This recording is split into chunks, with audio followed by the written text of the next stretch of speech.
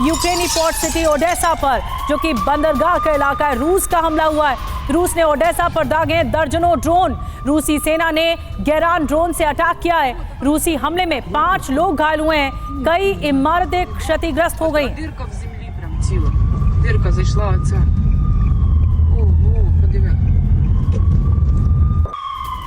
और रूस के बड़े थर्मल प्लांट पर यूक्रेन का हमला।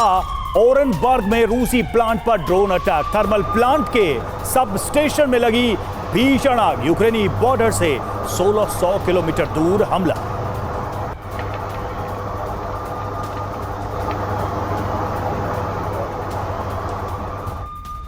एक और बड़ी खबर, कुर्स्क में यूक्रेन का जबरदस्त हवाई हमला हुआ है। मिग-29 से रूसी पोस्ट पर बारूदी वर्षा हुई है। यूक्रेनी हमले के बाद रूसी पोस्ट में धमाका हो गया। यूक्रेनी हमले में रूसी मिलिट्री पोस्ट तबाह हुआ है।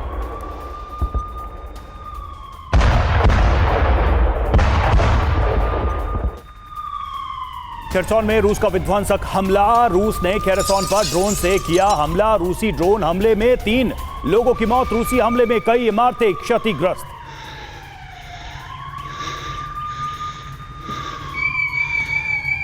और एक और बड़ी खबर मिल रही है, वॉर जोन से सूमी अटैक पर यूक्रेन से बड़ा खुलासा हुआ है। रूस की मिसाइल ब्रिगेड ने हमला कर दिया है।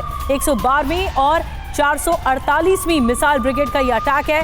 खुफिया एजेंसी के प्रमुख किरिलो का यह दावा है। यूक्रेनी सैनिकों को निशाना बनाकर अटैक किया गया है।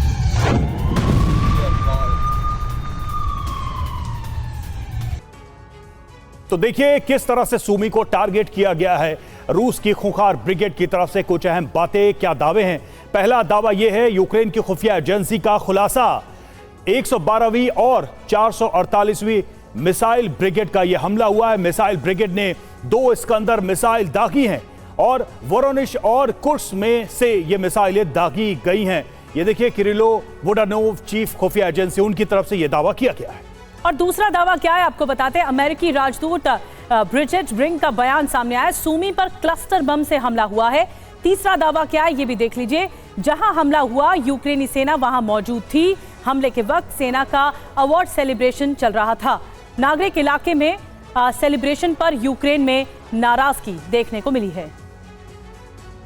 हमारे साथ इस वक्त खास मेहमान जुड़े हुए हैं स्टूडियो में और साथ ही हमारे सहयोगी भी। मनीष झा हमारे साथ इस वक्त मौजूद हैं। साथ ही lieutenant general retired VK Chaturvedi, रक्षा विशेषज्ञ हमारे साथ हैं। ब्रिगेडियर शरदेंदु, रक्षा विशेषज्ञ हमारे साथ हैं। निनाल सेठ, रक्षा विशेषज्ञ हमारे साथ हैं। मनीष, सबसे पहले तो यही हम समझना चाहेंगे कि रूस को इतने भयानक विनाशक हमले करने की सूमी पर क्या जरूरत पड़ी है?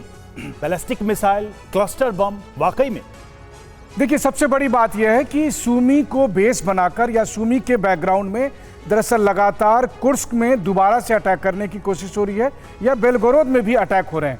और इसी वजह से रूस को यह लगता है कि सूमी में जो मिलिट्री गैदरिंग है उसको किस तरह से रोका जा सके, और इसीलिए इस तरह के अटैक हो रहे हैं। हाँ, ये अलग बात है कि जो कल का अटैक हुआ उसको लेकर तमाम तरह के सवाल उठ रहे हैं। और सबसे बढ़कर बात यह है कि सूमी के मेयर नहीं, खुद सूमी के गवर्नर को इसका जिम्मेदार ठहराया है और उन्हें कहा कि उन्हें रिजाइन करना चाहिए। पर्दे के पीछे बहुत सारी बातें हैं जो अभी सच आना बाकी है। लेकिन यह बात लगता है कि जिस जगह पर सिविलियन गैदरिंग होनी चाहिए थी वहां पर मिलिट्री गैदरिंग हो रही थी। वहां पर कहा गया कि एक अवार्ड समारोह हो रहा था और इसके लिए बहुत सारे मिलिट्री के लोग थे। और फिर हमें यह भी ध्यान में रखना है कि युद्ध के दरमियान रूस की तरफ से लगातार कोशिश है कि मैक्सिमम से मैक्सिमम यूक्रेनी सैनिकों को मारा जाए ताकि उसके बाद उनके पास सेना की कमी आ जाए। और ऐसे में अगर एक जगह पर बहुत सारे सैनिक इकट्ठा होते हैं तो मुझे लगता है कि यूक्रेनी सेना की यह सबसे खराब स्ट्रेटेजी है कि एक जगह इस तरह से एक्सपोज कर देना जहां पर कि दुश्मन मिसाइल से या किसी दूसरे हथियार से अटैक कर सके। बिल्कुल, तो अगला टारगेट इस वक्त सूमी नजर आ रहा है। जो रूस की खूंखार ब्रिगेड है वो सूमी को टारगेट कर रही है। इसके मायने क्या है ये भी समझेंगे। लेकिन बड़ी खबर क्या है, खार्किव में रूस का विनाशक प्रहार हुआ है। ड्रोन से बच्चों के स्कूल पर ड्रोन अटैक किया गया है। रूसी हमले में स्कूल की इमारत पूरी तरह, देखिए तस्वीरें आपको दिखा रहे हैं, क्षतिग्रस्त हो गई हैं। स्कूल की खिड़कियों के शीशे टूट गए हैं। चारों तरफ मलबा ही मलबा पड़ा हुआ दिख रहा है।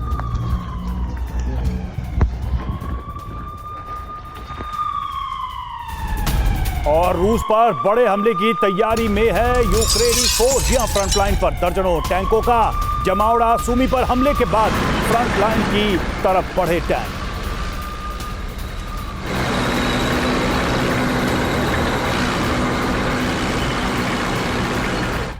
और एक और बड़ी खबर आपको बता दें, रूस के तुला पर यूक्रेन का ड्रोन हमला हुआ है। रूस ने यूक्रेनी हमले को नाकाम किया है।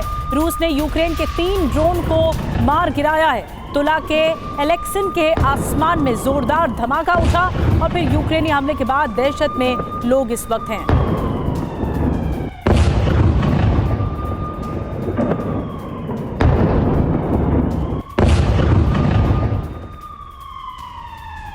और यूक्रेन ने सूमी हमले का बदला लिया है, ये भी देखिए जानकारी सामने आ रही है, दावे सामने आ रहे हैं।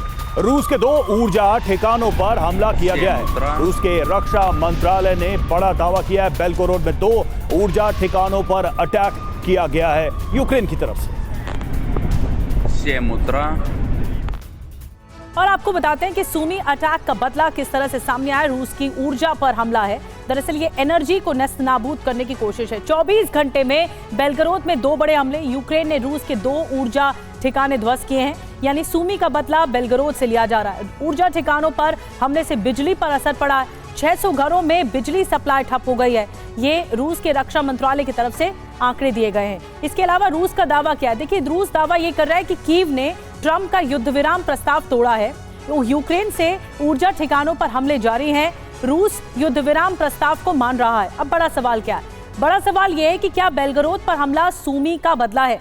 यही सवाल मैं चतुर्वेदी सर आपसे शुरुआत कर रही हूँ इसी सवाल के जवाब के साथ। क्या ऐसा है कि यूक्रेन इस वक्त ठान कर बैठा है कि उसके जो इलाकों पर हमला किया जाएगा उसका बदला अब रूस के ठिकानों पर होगा? निधि, ये जिस फेज़ में अभी ये लड़ाई चल रही है वो एक बहुत ही संवेदनशील फेज़ है। ये सीज़ फायर, सब लोग सोच रहे हैं कि फाइनली सीज़ फायर जल्दी होने वाला है, लेकिन हुआ नहीं है पूरी तरह से। पार्शियल सीज़ फायर आप मान सकते हैं, लेकिन ये जो फेज़ होता है, हर जो भी आमने सामने की लड़ाई में होते हैं वो सब चाहते हैं कि मैं ज़्यादा से ज़्यादा एडवांटेजियस पोजीशन में आ जाऊं सीज़ फायर से पहले, और इसलिए इस जोन में इस तरह की घटनाएं होती रहेंगी।